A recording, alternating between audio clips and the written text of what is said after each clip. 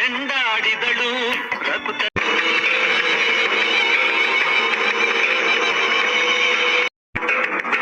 ಹೈದರಾಲಿಯ ಸೈನ್ಯ ನಮ್ಮ ಕೋಟೆಯನ್ನು ಮುತ್ತಿದೆ.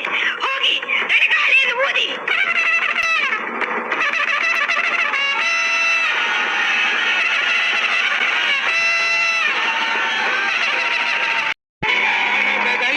ಜಯವನ್ನು ತರಲು ಅಮರಳಾದಳು ಓಬವ್ವ ಚಿತ್ರದುರ್ಗದ ಓಬವ್ವ.